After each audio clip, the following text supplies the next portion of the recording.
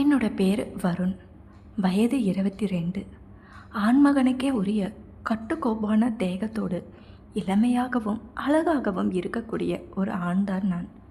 எனக்கு அப்பா அம்மா யாரும் இல்லை. என் நண்பன் தான் எனக்கு எல்லாமே. என்னோட நண்பனோட பேர் கவின். அவனும் இன்னும் ஒரு சில நண்பர்கள் எல்லோருமே சேர்ந்து கோயம்புத்தூரில் இருக்கக்கூடிய கவினோட கெஸ்ட் ஹவுஸில் தான் நாங்கள் தங்கி படிச்சுக்கிட்டு இருந்தோம். படிப்பு முடிஞ்சதும் எல்லோரும் போனதுக்கு அப்புறமா நானும் கவினும் மட்டும்தான் அந்த கெஸ்ட் ஹவுஸில் தங்கி இருந்தோம். போன வாரம் தான் கவினுக்கு லண்டனில் வேலை கிடைக்க அவனும் இங்கேருந்து கிளம்பி போயிட்டான். கவின் கூட பிறந்தவங்கன்னு யாருமே இல்லை. அவனும் அவனோட அம்மா மட்டும்தான். அவனோட அம்மாவும் இங்கேயெல்லாம் வரமாட்டாங்க. சொல்லப்போனால் இத்தனை வருஷத்தில் நான் ஒரு முறை கூட அவங்கள பார்த்ததே இல்லை. ஃபோனில் பேசினதோடு சரி. நான் மட்டும் இங்கே தனிமையில் தங்கி வேலைக்கு ட்ரை பண்ணிக்கிட்டே இருந்தேன். ஒரு நாள் வெள்ளிக்கிழமை கவின்கிட்ட இருந்து எனக்கு ஃபோன் வந்துச்சு. அப்பா அவன், மச்சான், அம்மா ஒரு ஃபேமிலி ஃபங்க்ஷனுக்காக கோயம்புத்தூர் வராங்கடா, ஒரு வாரம் இருப்பாங்க, அவங்கள நல்லபடியாக பார்த்துக்கோன்னு சொன்னான். ஓகேடா மச்சான், நான் பார்த்துக்கிறேன். மச்சான், அப்படியே நான் உன்னோட அம்மாவை பார்த்ததே இல்லை, அவங்களோட ஃபோட்டோவை அனுப்பி வை, அடையாளம் தெரிஞ்சுக்க ஈஸியாக இருக்குமென்னு சொன்னேன். அதை கேட்ட அவனும், சரிடா, உனக்கு உடனே அனுப்புகிறேன்னு சொல்லி கொஞ்சம் நல்லா கவனித்து பார்த்துக்கூடா மச்சான், அசால்ட்டாக இருந்துடாதுன்னு சொன்னான். ஓகேன்னு சொல்லி நான் ஃபோனை வச்சதும் வாட்ஸ்அப்பில் மெசேஜ் வந்துச்சு. கவினோட அம்மா பேரை மல்லிகா. இப்படி ஒரு பொண்ணோட படத்தை அவனோட அம்மானு அவன் அறிமுகப்படுத்துவான்னு நான் கனவுல கூட நினைக்கவே இல்லை. மல்லிகாவை பார்க்கும்போது ஹிந்தி படத்தில் வரக்கூடிய ஒரு ஹீரோயின் மாதிரியே இருந்தாங்க. அப்பா, என்ன ஒரு கலரு! பார்த்த உடனே பிடித்து போகக்கூடிய ஒரு முகம். காலையிலேயே மல்லிகா எனக்கு ஃபோன் பண்ணாங்க. காரில் கிளம்பி வரதாகவும் நைட்டு ஒரு 10 மணிக்கு எல்லாம் வீட்டுக்கு வந்துடுவேன்னு சொன்னாங்க. நானும் சரி ஆண்டின்னு சொல்லி ஃபோனை வச்சேன். அந்த பேரழகிய பார்க்குற ஆர்வத்தில் பசியும் மறந்து தூக்கத்தையும் தொலைச்சிக்கிட்டு அவங்களுக்காக வெயிட் பண்ணிக்கிட்டே இருந்தேன். நைட்டு ஒரு 10 மணி தாண்டிடுச்சு. ஃபோன் எடுத்து அவங்களுக்கு டயல் செஞ்சேன். அவங்க ஃபோனு சுவிட்ச் ஆஃப்னு மெசேஜ் வந்தது. வெளியில் மழை வேற அதிகமாக பெஞ்சிக்கிட்டு இருந்தது. ஒருவேளை மழையில் சிக்கி இருப்பாங்கன்னு நினச்சி அசந்து தூங்கி போயிட்டேன். திடீர்னு காலிங் பெல் அடிக்கக்கூடிய சத்தத்தை கேட்டு கதவை திறந்து பார்த்தேன். என்னோட கண்களை என்னாலேயே நம்ப முடியலை. ஒரு தேவதை மாதிரி இருந்தாங்க மல்லிகா. கொற்ற மலையில் நனைஞ்சிக்கிட்டு வந்தாங்க. எப்படி வர நீ இருக்குன்னு கேட்டாங்க. அப்போ தான் நான் என்னோடய சுயநலிவிற்கே வந்தவனா, நல்லா இருக்கேன் ஆண்டி, நீங்கள் எப்படி நினைஞ்சிருக்கீங்க, கார் என்ன ஆச்சுன்னு கேட்டேன். காரு வர வழியிலேயே பிரேக் டவுன் ஆகிடுச்சு, மலையில் கேபும் கிடைக்கல, அதனால் ஆட்டோ பிடிச்சி வந்தேன்னு சொன்னாங்க. நான் அவங்கள பெட்ரூமுக்கு கூட்டிகிட்டு போயிட்டு ஒரு டவலை எடுத்து கொடுத்தேன். ஆண்டி தலையை துவட்ட ஆரம்பித்தாங்க. என்னோட கண்கள் அவங்களையே மேய ஆரம்பிச்சது. மலையாள நடிகை மாதிரியே இருந்தாங்க. அவங்க கட்டியிருந்த காட்டன் புடவை எல்லாமே நனைஞ்சிருந்தது. கருப்பு ஜாக்கெட்குள்ளே போட்டிருந்த வெள்ளை கலர் என்னோட கண்ணில் பட்டுச்சு. தலை துவட்டிக்கிட்டே, வருண், எனக்கு ஒரு ஹெல்ப் பண்ணுறியான்னு கேட்டாங்க. சொல்லுங்க ஆண்டி, என்ன வேணாலும் செய்யறேன்னு சொன்னேன். என்னோட ட்ரெஸ்ஸு எல்லாம் காரில் இருக்குது, எனக்கு இப்போ போடுறதுக்கு ஏதாவது ட்ரெஸ் இருந்தால் கொடுக்குறியான்னு கேட்டாங்க. சரி ஆண்டின்னு சொல்லிக்கிட்டு கபோர்டில் இருந்த புதுசாக வாங்கின ஷார்ட்ஸு, ஒரு டிஷர்ட், அப்புறமா என்னோட புது ஜாக்கி எல்லாத்தையுமே எடுத்து கொடுத்தேன். தேங்க்ஸ் வரும் என்று சொல்ல, பரவாயில்ல ஆண்டி, நீங்கள் சேஞ்ச் பண்ணிக்கோங்க, நான் போயிட்டு டீ போட்டு கொண்டு வரேன்னு சொன்னேன். டீ எல்லாம் வேணாம், வேறு ஏதாவது வீட்டில் ட்ரிங்க்ஸ் எதுவும் இல்லையான்னு கேட்டாங்க. விஸ்கி இருக்கா ஆண்டின்னு சொன்னேன். சரி எடுத்து வை, 2 பேரும் ஒரு பெக்கு போடுவேன்னு சொன்னாங்க. நான் எடுத்து வச்சுட்டு இருக்கும்போதே அவங்கள நோட்டம் விட்டுக்கிட்டே இருந்தேன். அதுக்கப்புறமா ஆண்டி அவங்களோட ட்ரெஸ்ஸை மாற்றிக்கிட்டே இருந்தாங்க. நானும் என்னோட வாயை பிளந்து அதை பார்த்துக்கிட்டே இருந்தேன். இப்போ தான் அவங்க பனியன் இருந்தால் கொஞ்சம் கொடு அப்படின்னு சொல்லி கேட்டாங்க. நானும் என்னோட புதிய வெள்ளை பனியனை எடுத்து கொடுத்தேன். தேங்க்ஸ்ன்னு சொல்லிட்டு பனியனை வாங்கிக்கிட்டாங்க அவங்க. அதை போட்டு முடிக்கிற வரைக்கும் நான் அவங்களோட முகத்தையே பார்த்துக்கிட்டே இருந்தேன். அவங்களோட முகத்தில் எந்த விதமான குற்றமோ தயக்கமோ இல்லை, ஒரு பழக்கமான இயல்பு இருந்துச்சு. அவங்கள பார்த்துக்கிட்டே இருந்த என்னோட மனசுக்குள்ளே ஏதோ ஒரு தீயை எரிச்ச மாதிரி இருந்துச்சு. அவங்கள வெறுமனே ஒரு ஃப்ரெண்டோட அம்மானு பார்க்க முடியல. அந்த தீ நாளுக்கு நாள், மணி நேரத்துக்கு மணி நேரம் இன்னும் பெரியதாகிக்கிட்டே போயிடுச்சு அப்படிங்கிறத நான் உணர்ந்தேன். வருண், இங்கே வாடான்னு சொல்லி மல்லிகா கூப்பிட்டாங்க. நான் கிளாஸில் விஸ்கியை ஊற்றிக்கிட்டு அவங்க கிட்ட போனேன். அவங்க என்னோடய கையில் இருந்த கிளாஸை வாங்கிக்கிட்டு, உனக்கு இந்த ஷர்ட்டு கரெக்டாக இருக்குன்னு நினச்சேன், பாரு உனக்கு என்ன சைஸோ அதே தான் எனக்கும் கரெக்டாக இருக்குன்னு சொல்லி சிரித்தாங்க. அவங்க சிரித்தப்போ அந்த குலுங்கும் கனிகள் என்னோடய முகத்தை பார்த்து சிரிக்கிற மாதிரியே இருந்துச்சு. நான் தலையை குனிஞ்சுக்கிட்டே ஆமாம் ஆண்டின்னு சொன்னேன். ஏய் ஆண்டி ஆண்டின்னு இன்னும் கூப்பிடாத, அது எனக்கு கொஞ்சம் கஷ்டமாக இருக்குது. என்னோடய பேர் மல்லிகா, அதை வச்சே கூப்பிடு நீ என்று சொன்ன உடனே நானும் அப்படியே கூப்பிட்டேன். அவளும் குட், ரொம்ப பையன் நீ அப்படின்னு சொன்னாங்க. கவின் அடிக்கடி சொல்லுவான்னு சொல்லிக்கிட்டே அவங்க ஒரு கிளாஸ் விஸ்கியை குடித்தாங்க. நான் அவங்களோட பேச்சு கேட்டு திகச்சு போயிட்டேன். ஏன் நிற்கிற, குடி, நல்லா மழை வேற பெய்யுது, ஜில்லுன்னு ஜன்னல் வழியாக காற்று வருது. இப்போ 2 பேரும் பேசிக்கிட்டே குடிக்கலாம்னு சொன்னாங்க. நானும் என்னோடய கிளாஸை எடுத்து ஒரு ட்ரிங்க்ஸை குடித்தேன். சரி மல்லிகா என்று நானும் சொன்னேன்.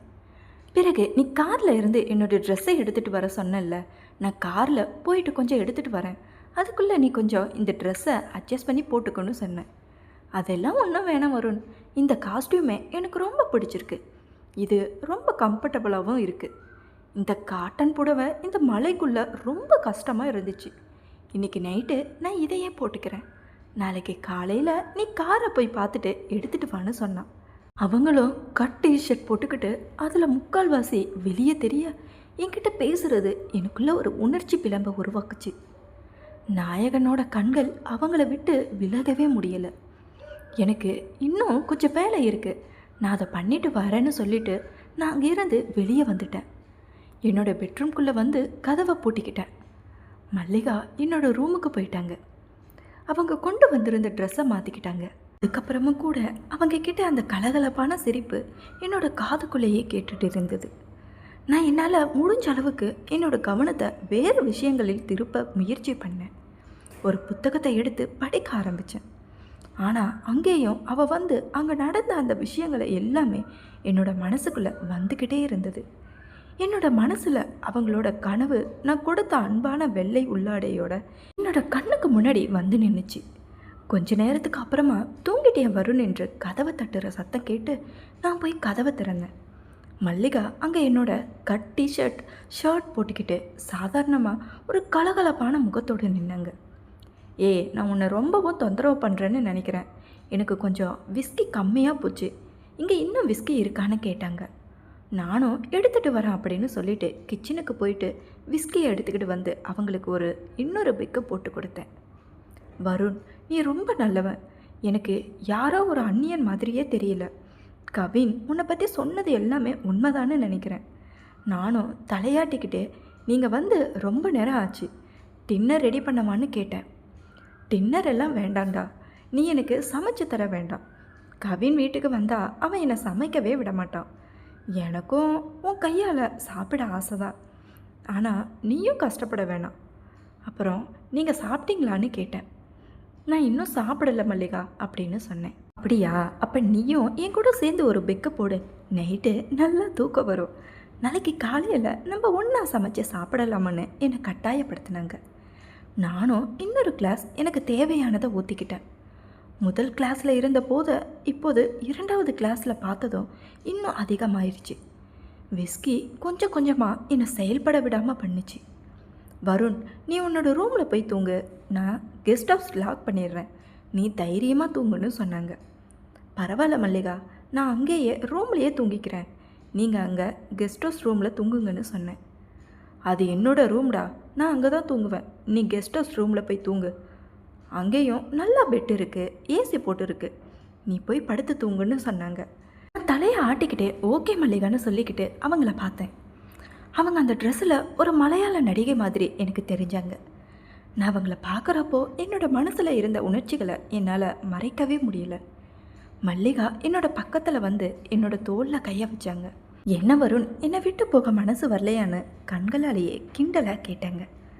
அது இல்லை மல்லிகா, உன்னோட ட்ரெஸ்ஸு நாளைக்கு காலையில் நான் எடுத்துகிட்டு வரேன், உனக்கு எதுவும் வேணும்னா காலையில் கொண்டு வரேன்னு சொன்னேன். வருண், இந்த ஒரு நாள் நீ கொடுத்த இந்த கட் ஷார்ட்ஸையும் டிஷர்ட்டையும் போட்டுக்கிறேன், எனக்கு இந்த ட்ரெஸ்ஸும் இது கம்ஃபர்டபுளாக தான் இருக்குது, எனக்கு ரொம்பவே பிடிச்சிருக்கு, நீ போய் தூங்குன்னு சொல்லி என்னை அனுப்பி வச்சாங்க. அப்போ எனக்கு அவங்க என்னோட ரூமில் இருந்து வெளியே அனுப்புன மாதிரி ஒரு உணர்வு ஏற்பட்டுச்சு. நானும் வேறு வழி இல்லாமல் படுக்கை அறைக்கு போனேன். என்னோட மனசில் இன்னும் விஸ்கியோட போதை இருந்தது. நான் படுத்து கொஞ்ச நேரம் தூங்கிட்டேன். நைட்டு ஒரு மணி இருக்கும். திடுக்கிட்டு எழும்பினேன். என்னோட ரூம் கதவு லேசாக தட்டப்பட்டுச்சு. நான் எழும்பி போயிட்டு கதவை திறந்தேன். வெளியே மல்லிகா நின்றுக்கிட்டே இருந்தாங்க. என்ன மல்லி இந்த நேரத்தில்னு கேட்டேன். அவங்க எனக்கு தூக்கமே வரலடா, நீ மட்டும் இங்கே தனியாக இருக்கியா, எனக்கு ரொம்ப போர் அடிக்குது, வெளியில் வாயேன் பேசலாம்னு சொன்னாங்க. அவங்க அந்த ஷார்ட்ஸையும் கட் டிஷர்ட்டையும் போட்டு இருந்தது என்னோட கண்களுக்கு ஒரு அழகு தெய்வதை மாதிரி தெரிஞ்சாங்க. நான் தலையை ஆட்டிக்கிட்டே சரி வாங்க நம்ம ஹாலில் போய் உட்காரலாம்னு சொன்னேன். நாங்கள் ஹாலுக்கு போயிட்டு சோஃபாவில் உட்கார்ந்தோம். வெளியில் மழை இன்னும் அதிகமாக பெஞ்சிக்கிட்டே இருந்தது. வருண், நீ ரொம்பவும் நல்ல பையன். இந்த வயசில் எவ்வளவு பொறுமையாக இருக்கிறத பார்க்குறப்போ எனக்கு ஆச்சரியமாக இருக்குதுன்னு சொன்னா மல்லிகா. என்ன சொல்கிறீங்க, நீங்கள் சொல்கிறது எனக்கு ஒன்றுமே புரியலையேன்னு நான் சொன்னேன். இல்லைடா, இந்த காலத்து பசங்க ஒரு பொண்ணு, அதுவும் இப்படிப்பட்ட ஒரு பொண்ணு உன் முன்னாடி வந்து நிற்கும்போது கொஞ்சம் கூட குற்றம் இல்லாமல் பேசுகிறது ஆச்சரியமாக இருக்குதுன்னு சொன்னாங்க. அவங்களோட பேசினதை கேட்டதுமே என்னோட முகம் சிவக்க ஆரம்பிச்சது. நான் என்ன சொல்கிறதுன்னு தெரியாமல் அப்படியே அமைதியாக நின்றுக்கிட்டு இருந்தேன். வருண், உனக்கும் என்னை பிடிச்சிருக்கான்னு திடீர்னு அவங்க கேட்டாங்க. அதை கேட்ட நான் திகிச்சு போயிட்டேன். அவங்க அப்படி ஒரு கேள்வியை கேட்பாங்கன்னு நான் எதிர்பார்க்கவே இல்லை. மல்லிகா, நீங்கள் என்னோட நண்பனோட அம்மானு தயங்கினேன். அதுக்கு அவங்க சிரிச்சுக்கிட்டே கவினோட அம்மானு பார்க்குறியா, அதனால் என்ன, நீ என்னை பார்த்ததும் இல்லை, உனக்கு என்ன பிடிச்சிருக்கா அதை மட்டும் சொல்லுன்னு சொன்னேங்க. நான் என்னாலேயே முடியாத ஒரு தைரியத்தை வரவழைச்சிக்கிட்டு, ஆமாம் மல்லிகா, உன்னை பார்த்த உடனே எனக்கு ரொம்பவே பிடிச்சி போச்சு, நீ ஒரு தேவதரை மாதிரி இருக்குன்னு சொன்னேன். என்னோடய கைகளை பிடிச்ச மல்லிகா, தேங்க்ஸ்டா வருண், எனக்கு சின்ன வயசாக இருக்கும்போதே கல்யாணம் பண்ணிட்டாங்க. கவின் பிறந்து ஒரு வருஷத்துலேயே கவினோட அப்பா இறந்து போயிட்டாரு. நான் தனிமையில் வாழ்ந்துக்கிட்டு இருக்கேன். எனக்கு உன்னை ரொம்ப பிடிச்சிருக்குன்னு சொன்னாங்க. அவங்க என்னோடய கைகளை பிடிச்சப்போ என்னோடய உடல் சிலிர்க்க ஆரம்பிச்சுது. அவங்களோட மென்மையான கை என்னோட கையில் ஒட்டிக்கிட்டப்போ நான் என்னால் முடிஞ்ச அளவுக்கு அவங்களோட உணர்வுகளை தெரிஞ்சிக்க முயற்சி பண்ணேன். நீ ரொம்ப தைரியமான பொண்ணு மல்லிகா, ஆனால் எனக்கு ரொம்ப ஆச்சரியமாக இருக்குதுன்னு சொன்னேன். எனக்கு ஒரு சின்ன ஆசை, உன்னோட இந்த பொண்ணான வாழ்க்கையில் நானும் ஒரு அத்தியாயமாக இருக்கணும்னு ஆசைப்படுறேன். அதில் எந்த தப்பும் இல்லைன்னு நினைக்கிறேன் அப்படின்னா மல்லிகா. நான் மல்லிகா, நீ சொல்கிறது எனக்கு புரியலை, என்ன பண்ணணும்னு சொல்கிறேன்னு கேட்டேன். அவள் மெதுவாக சிரிச்சா. நீ தான் கவினோட ரூமில் தூங்கணும், நான் உன்னோட ரூமில் தூங்குறேன், அப்போ தான் எனக்கு தூக்கம் வரும்னு நினைக்கிறேன்னு சொன்னான். அவளை பார்த்து நான் சிரித்தேன். அது என்னோட ரூம் இல்லை மல்லிகா, அதுதான் கெஸ்ட் ரூம். நீ தானே என்னோட ரூமில் தூங்கணும்னு சொன்ன. ஓ அப்படியா, அப்போ நீயும் என்னோடவோ வந்து படுத்துக்கோ, எனக்கும் ஒரு துணை வேணும், எனக்கு தூக்கமே வரலன்னு கெஞ்சினா மல்லிகா.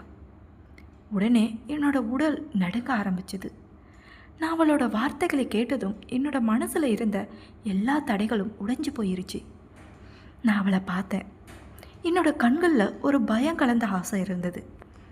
என்ன வருண், பயந்துட்டியா? நீ என்னோட மகனோட நண்பன்னு நினச்சி பயப்படாத.